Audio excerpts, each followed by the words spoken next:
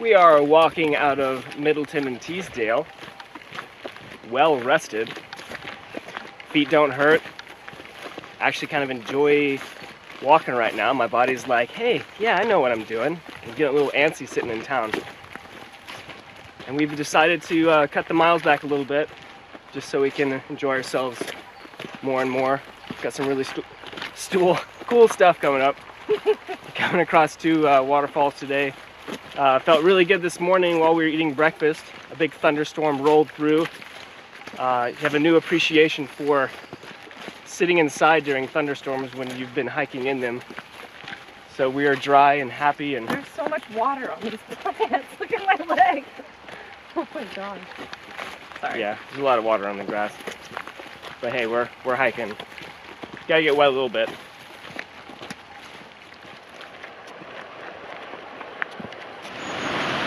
So we're currently on our way to two different waterfalls. One is low force, one is high force. That's just what they're called.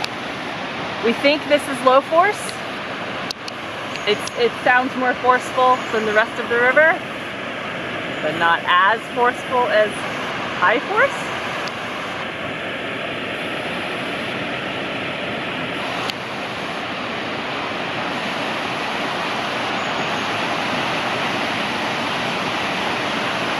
You start recording? This is low force.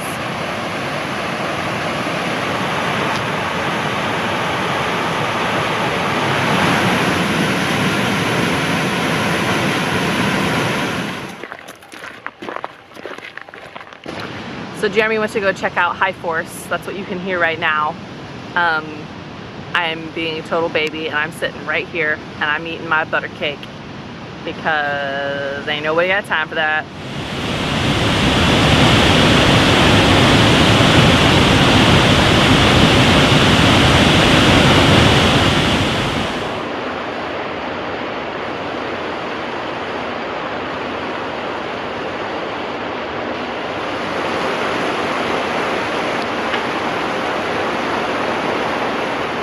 We are now at the hostel at Langdon Beck, which is just a couple miles from High Force. This is the first legitimate hostel that we're actually staying at. They can be a bit pricey, so we've been a little picky about where we stay in that regard, even though we've stayed at a couple B&Bs. Anyway, don't read into it too much. But this is where we are. And we're waiting. Oh, yep. So we got here about 3:20. Fairly short day. It was like 8.5 miles. And we came to a sign that says, we will be back to welcome you at 5 p.m. So we're just hanging out with the flies.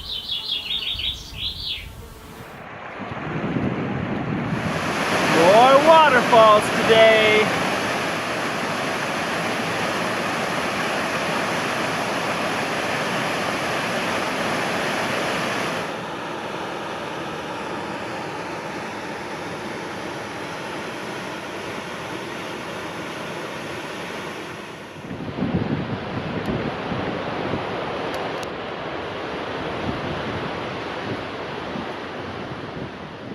We made it to High Cupnick, which is one of the more coveted sites on the Pennine Way for obvious reasons. This is really, really cool, just geographically and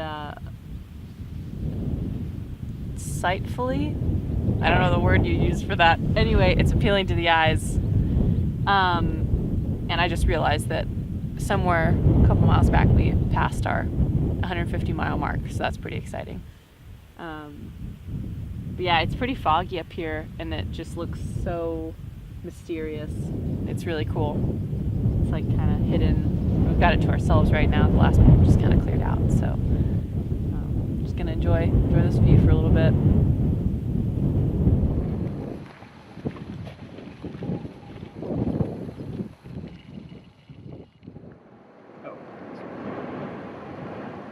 Hello.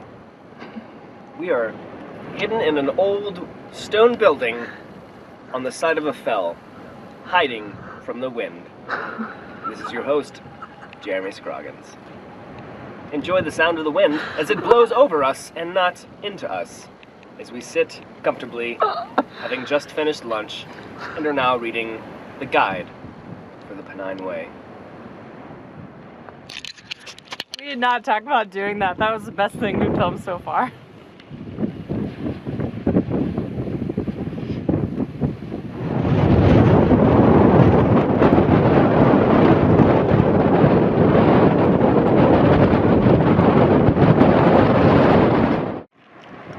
You're on.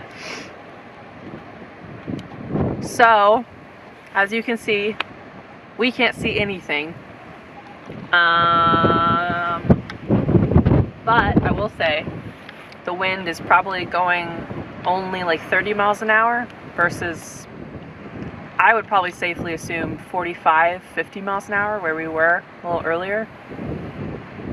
We made it to Crossfell, which is the highest point in England where we are. So that's cool. I'm gonna eat some cake now because I'm exhausted.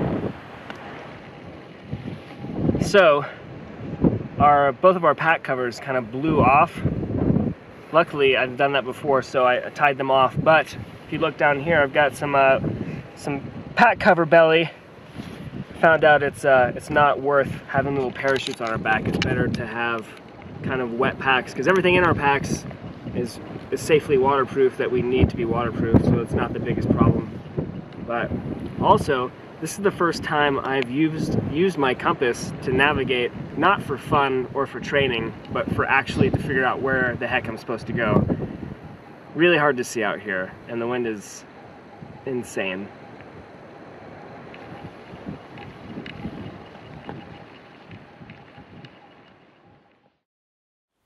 So we made it off Crossfell safely. Went through some bog, had to bust out the compass again, looking for the cairns emerging from the fog.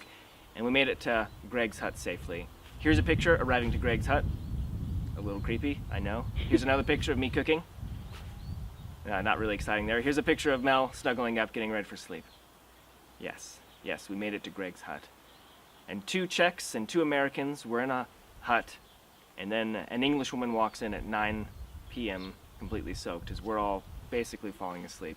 And there's nothing wrong with arriving late. I'll give you some tips. First, that you've arrived late. It's a bad weather day. It's okay. We make room for you.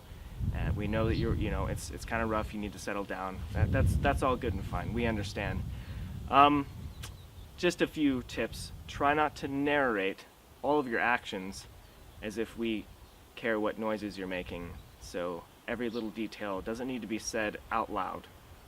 Also, I highly discourage trying to start conversations with people who are sleeping. This doesn't make any sense. Also, please kindly put your food and rubbish bag off the floor so that mice don't get to them and we don't hear the rustling of mice in your sacks, your bags. And when I wake up at 3 in the morning to put your rubbish bag away from the mouse, maybe a thank you would be nice instead of just talking about the mouse and calling the mouse a sod. Also, when you get up early in the morning and subsequently put your rubbish bag into my American trash bag for me to carry out for you, that's not cool. So, just a few tips. Just a couple of junkyard jokes.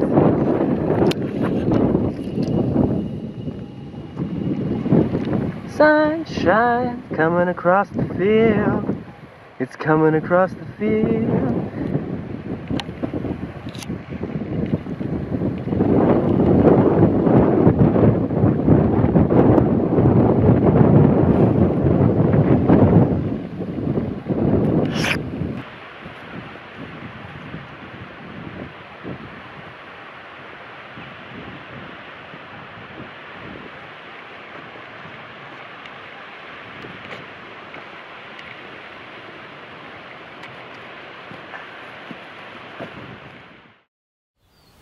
So we made it safely to Alston because of some continuing physical ailments, I guess you would say. We're taking another day off. It's beautiful weather. We're here at Greycroft, which is run by Pat, who's not only an exceptional human, but she has a wonderful home and garden here. So we've just been enjoying ourselves today, and then we'll go get groceries and just kind of run some errands while we're in town. Wanted to throw out a big shout out and thank you to all of you, our family and friends, who have watched this and supported us while we've been going along. It's been much more physically and emotionally challenging than we thought, especially for me. I'll just say that.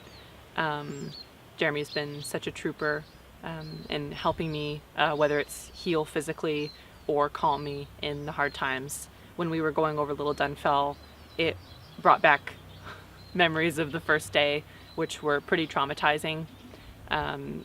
Almost weren't sure if we could get up to Crossfell and down again. So when we made it, we actually had just come in contact with a dad and a son right after we sent up a big prayer and just kind of said, Lord, keep us safe. It was scary. And right after that, we met the dad and son, and they let us know that it wasn't as bad on Crossfell. So by the time we got there, the wind had, I guess, died down a little bit, and we were sitting there, and I started thinking of the video and just kind of what we would say. And I just wanted to let you guys know that y'all are a huge source of encouragement while we're in those moments, because it's thinking, okay, we need to put out this video, we need to let you know how we're doing. So it made me feel safe in a moment where I didn't feel safe. And I thought these would just be updates for you on, hey, this is what we're doing, this is what we've seen, but it's been more than that. So thank you guys so much.